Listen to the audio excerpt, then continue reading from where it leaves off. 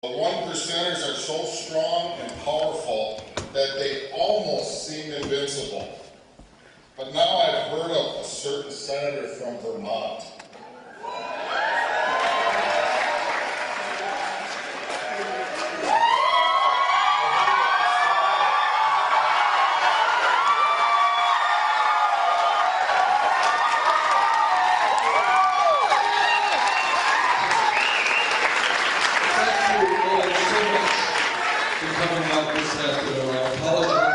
Venue is not big enough. I think we got a full house in there.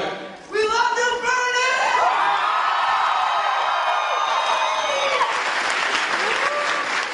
But I wanted to say just a few words and see everybody in person here. I don't have to tell anybody that our country faces some very, very serious crises. We are looking at a middle class which has been in decline for the last 30 years. Many of our people today are working longer hours for lower wages, and many parents are very worried about the economic future of their kids. What kind of jobs will those kids have? We are living in a country where we have massive levels of income and wealth inequality that should embarrass every person in this country.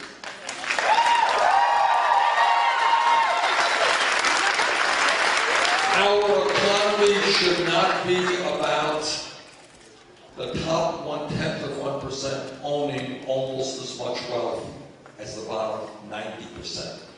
We should not be about a nation in which we see a proliferation of millionaires and billionaires at the same time as we have the highest rate of childhood poverty of any major country on earth. So we have got to create an economy that works for all of us, not just the top 1%. And that's what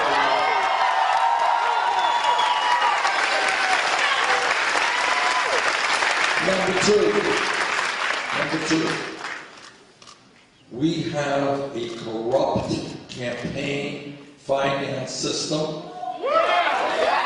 which allows Wall Street and billionaires through super funds to buy elections, and that is undermining the very fabric of American democracy. Democracy is an extraordinary concept, but it is not a radical concept. What it means is one person, one vote. It does not mean that the Koch brothers and other billionaires can spend hundreds of millions of dollars to buy elections. It does not mean that Governor Walker and other Republican governors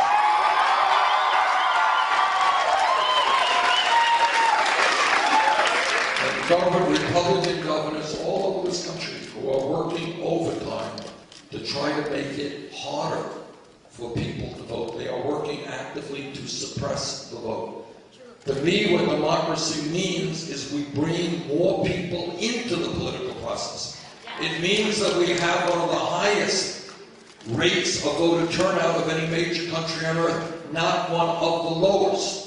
So what I say to Governor Walker and other Republican governors around this country, if you do not have the guts to engage in free, fair, and open elections where everybody can vote, then get out of politics and get another job.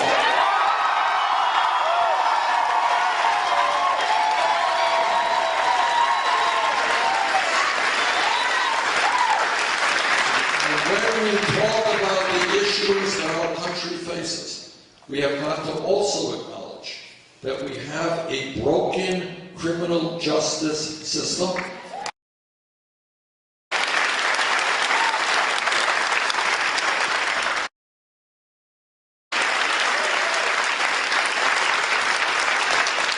These are not radical ideas. These are ideas that exist in many, many countries around the world.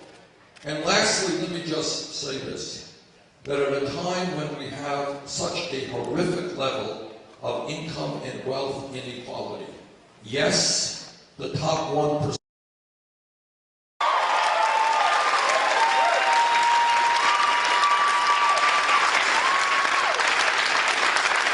Now, on Tuesday, as all of you know, there's going to be a very, very important primary, Democratic primary election here in Wisconsin. And based on everything that I've seen from day one of this campaign, let me tell you what I think is going to happen. If there is a large voter turnout, if working people and young people stand up and say, you know what, we're going to come out to vote maybe for the very first time, but we are going to fight for a government that represents all of us and not just the 1%. If that happens, if we have a strong voter turnout in Wisconsin on Tuesday, I think we're going to win.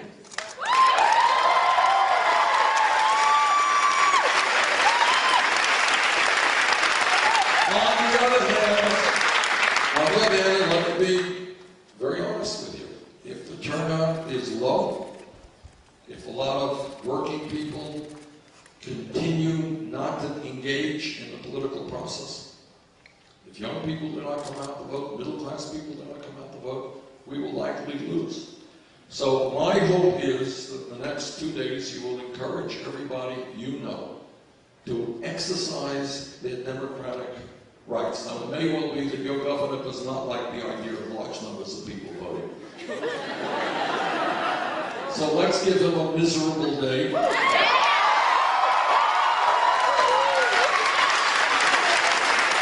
Let's see if we can break the record for voter turnout on Tuesday. If we do that, we're going to do just fine. Thank you so much.